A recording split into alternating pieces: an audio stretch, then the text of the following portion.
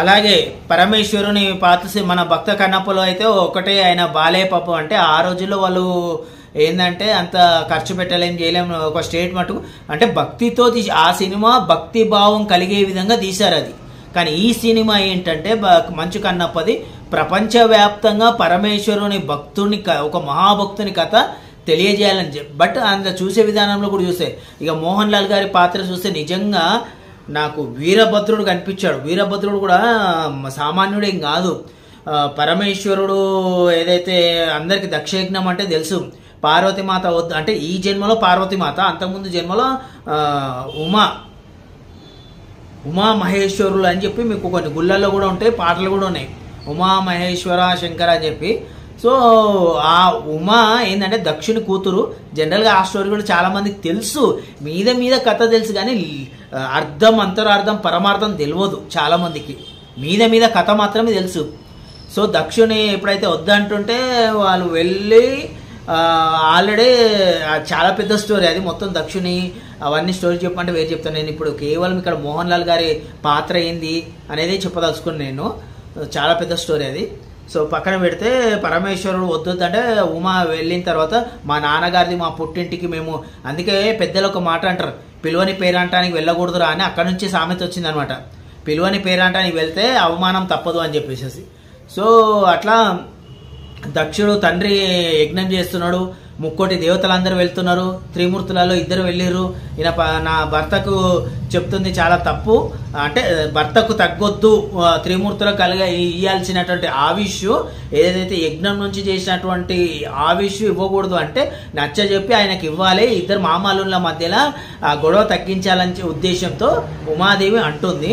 కానీ పరమేశ్వరుడు అంటాడు, పిలువని పేరాంటకి వెళ్ళకూడదు, మీ నాన్న నన్ను అవమానించడానికి చేస్తున్నాడు, అక్కడ నువ్వు వెళితే చాలా ఇబ్బంది పడతావు అని చాలా చెప్తాడు. అంటే లోక జ్ఞానము ఇవన్నీ ఉన్న వాళ్ళు భర్త చెప్పిన మాట వినాలి. భార్యలంటే ఇంట్లో ఉంటారు, నాలుగు గోడల మధ్యలో. ఇప్పుడు తిరుగుతారు వేరే విషయం, పూర్వకాలంలో ఇంట్లోనే ఉండేవాళ్ళు కాబట్టి తెలియదు. చాలా మంది భర్తలు తిరిగేవారు, చాలా మంచి చెప్పారు. కొద్దిమంది వేస్ట్ వాళ్ళని పక్కన పెడతాం, మనం మంచి వాళ్ళని తీసుకొని మాట్లాడాలి మనం. కానీ పరమేశ్వరుడు చెప్పినా వినకుండా పార్వతీమాత వెళ్తుంది.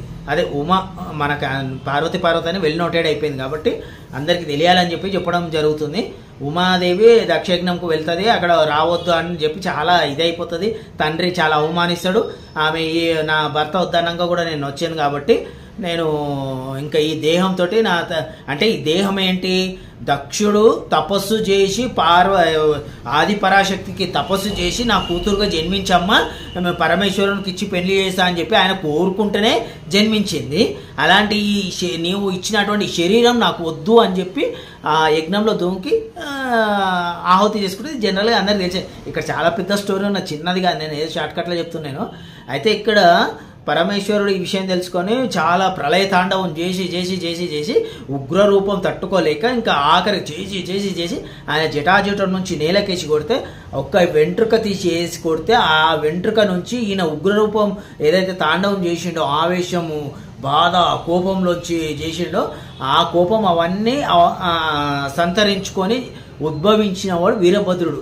వీరభద్రుడు వెళ్ళి ఆయన కొన్ని వేల సైన్యాన్ని చంపి చేసి ఆ దక్షిణ యజ్ఞంలో తలను పడేసేస్తాడు. ఆ వీరభద్రుని రూపమే మోహన్ లాల్ గారు చేసింది. వీరభద్రుని ఒక భక్తుని పరీక్షించడానికి పంపించాలని చెప్పి మన విష్ణు ఏం చేసిందంటే, ఈ పాత్రలు పెద్దలకు అందరికి తెలుసు కదా, నేను ఇట్లా పెడితే పెద్దలు అందరు పండితులు చెప్తారు అనుకున్నారు. కానీ వీళ్ళు ఇట్లా మధ్య మధ్యలో తెలిసి తెలియని వాళ్ళు వచ్చి బోరుగున్నది వేచుకున్నది మాట్లాడతారంటే పాపం ఆయన అనుకోలేదు కదా.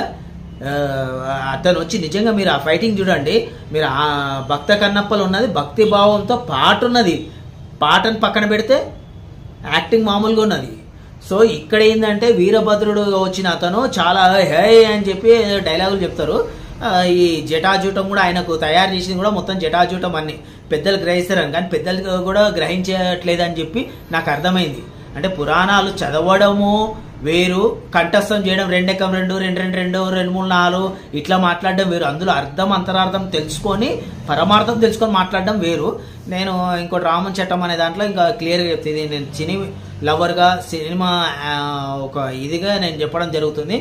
అక్కడ చేసినటువంటి అతను ఆ బాణం కానీ ఇతను వదిలిన తర్వాత కొద్దిసేపటి తర్వాత వదిలితే పరమేశ్వరుడు బాణాన్ని చీల్చి ఆ వెళ్ళే సీన్ ఉంటుంది. అబ్బా ఎంత అద్భుతంగా ఉన్నది, అబ్బా అబ్బా అబ్బా అబ్బా అబ్బా.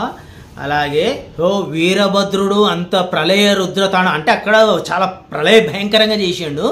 కానీ పరమేశ్వరుని యొక్క పరమ భక్తుని పరీక్షించడానికి వచ్చినటువంటి వీరభద్ర స్వరూపము నేను చెప్తున్నాను కదా మీకు. నిజంగా శివభక్తులైతే ఎవరైనా భక్తులైనా సరే, పరమేశ్వరుని పరమాత్మ ఎవరైనా సరే, ఆది పరాశక్తి భక్తులు కావచ్చు, మరొక భక్తులు కావచ్చు, ఎవరైనా కానీ పరమాత్మని నిజంగా చూడాలనుకుంటే ఈ కాంట్రవర్సీలు, ట్రోల్స్ అన్ని పక్కన పెట్టి నిజంగా మోహన్ లాల్ గారు వచ్చినప్పుడు, ఆయన మోహన్ లాల్ గారు కాదు, వీరభద్రుడు దక్ష యజ్ఞాన్ని ధ్వంసం చేసి దక్షిణి తలను తెగ నరికి పడేసి ప్రళయ భయంకరమైన యుద్ధాలు చేసిన పరమేశ్వరుని మరో స్వరూపమైనటువంటి ఆ వీరభద్రుని చూడాలని ఒక్కసారి మీరు మనసు అలా చూడండి. అక్కడ మోహన్ లాల్ గారు, విష్ణు గారు సినిమాని పక్కన పెట్టండి, మీరు అది చూడండి. మీకు నిజంగా ఆ వీరభద్రుడు మీకు కళ్ళకు అట్లా కనిపించకపోతే నన్ను అడగండి. అంటే చూసేదాన్ని కూడా ఉంటుంది. ఇప్పుడు మనం లాస్ట్ వరకు రాయి రాయి రాయి అన్న తిన్నాడు, ఎప్పుడైతే పరమేశ్వరుడు అని ఆయన మనసులోకి రావాలి, ఏదో మైండ్లకి వీటి కాదు, ఎప్పుడైతే మనసు నిండా నింపుతుందో, ఆయన ఎక్కడ పోయినా అన్నం తింటున్నా, ఎక్కడ పోయినా పరమేశ్వరుని ఆ శివలింగం స్వరూపం ఎక్కడ కనిపిస్తుందో అలా మీరు మోహన్ లాల్ గారి పాత్ర వచ్చినప్పుడు అన్ని మర్చిపోయి వీరభద్రుని చూడండి.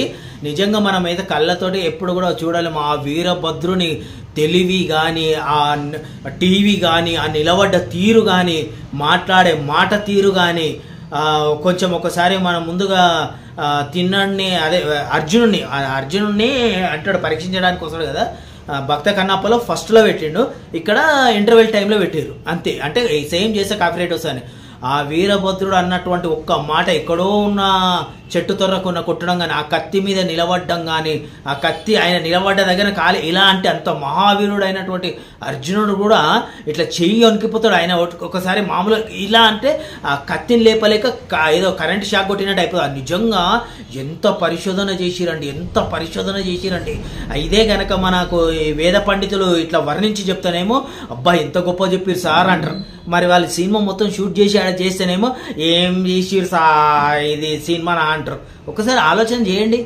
వాళ్ళు చెప్తారు, అట్లా చెప్పని కూడా చెప్పలేరు. అట్లాంటిది ఆ వీరభద్రుని కథ ఎవరైతే నిజంగా వీరభద్రుడు అనుకొని చూడండి మీరు, వీరభద్రుడు మీకు ఆశీస్సు అందించకపోతే నన్ను అడగండి.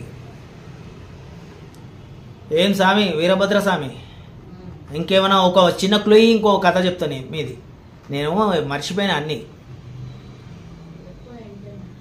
మీరు వింటారు స్వామి. నాకు ఇంతనే గుర్తుకుంది, ఏదైనా చిన్న క్లూ ఇంకెక్కడ మీరు ఏం చేసిరు అన్నది.